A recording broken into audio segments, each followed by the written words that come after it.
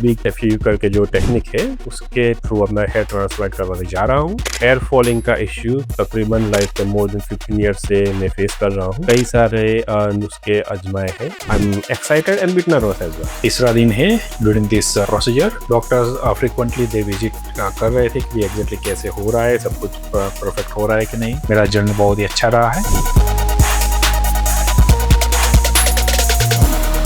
Hello guys, मेरा नाम है भाविन जादव। मैं अहमदाबाद से हूँ। हेयर फॉलिंग का इश्यू तकरीबन लाइक मोर देन 15 ईयर से मैं फेस कर रहा हूँ। कई सारे नुस्खे आजमाए हैं। कई कोकोनट ऑयल के अंदर कुछ इंग्रेडिएंट्स मिला के ऑयल बना के वो अप्लाई करने से भी थोड़ा बहुत राहत मिला था। फिर came in touch with one of my friend and he has gone through all this process, hair transplant process from the same clinic. तो उन्होंने मुझे रेकमेंड किया, तो मुझे लगा कि okay let me come and visit this clinic. 4 साल पहले उन्होंने हेयर ट्रांसप्लांट किया हुआ था। उनका कंडीशन भी आई थिंक मेरे से भी थोड़ा वर्स्ट था।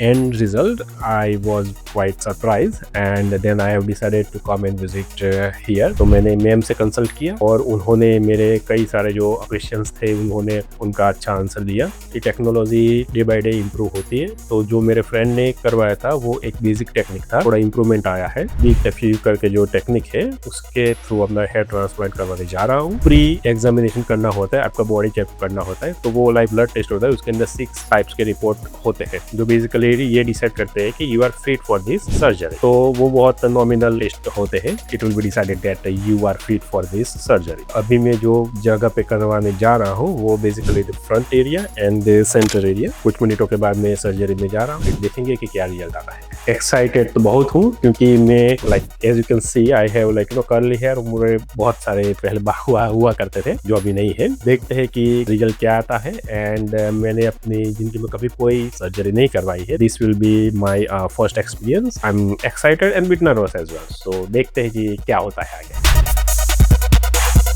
हेलो गाइस, ये मेरा तीसरा दिन है during this procedure and so far मेरा जर्नी बहुत ही अच्छा रहा है। आज के दिन में मेरा वॉशिंग का सेशन था। तो वॉशिंग के सेशन के अंदर स्टाफ ने मुझे अच्छी तरीके से ट्रीट किया। कैसे वॉश करना है और कैसे टेक केयर करना है उसका भी थोड़ा नॉलेज प्रदान किया, विच वॉज फैंटास्टिक। तो जब मैं फर्स्ट डे आया था, I have done the consultation with doctor and then उन्होंने मेरे को समझा था कि जब मैं जिस दिन अपॉइंटमेंट होगी उस दिन पे मुझे एग्जैक्टली क्या करना रहेगा। During that procedure doctors frequently they visit कर रहे थे कि एग्जैक्टली कैसे हो रहा है, सब कुछ परफेक्ट हो रहा है कि नहीं। जो मैंने सोचा था कि ऊटी के अंदर ऐसा एनवायरनमेंट होगा, एक्चुअली मुझे उससे ज्यादा अच्छा पीसफुल एनवायरनमेंट मिला, विच इज ग्रेट। मुझे कहीं भी ऐसा नहीं लगा कि कुछ मुझे दिक्कतें आ रही है ऐसा कुछ, क्योंकि staff always they were asking me for any help or if I need any break or anything. One thing I found which I recommend you guys to take care is this cap. Let me show you.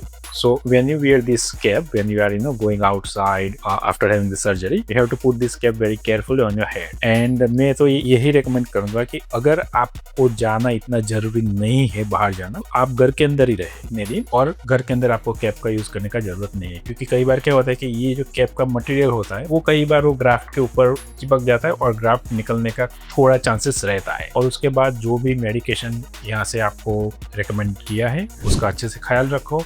One more thing, if possible किसी को लेके आते हो आपके साथ, तो वही person को हर बार लेके आओ ताकि उसको पता चले कि एग्जैक्टली क्या करना है। Because once you go home there are certain things you need to follow for dressing and applying oil and all those things. तो वो पर्सन को पूरा नॉलेज रहेगा, तो आपको एक अच्छा सपोर्ट रहेगा। ये 2-3 चीजें हैं, अगर आप अच्छी तरीके से करोगे तो आपको रिजल्ट अच्छा ही मिलेगा। तो मेरा तीसरा दिन है and I am very happy and I strongly recommend to visit this clinic. Thank you very much.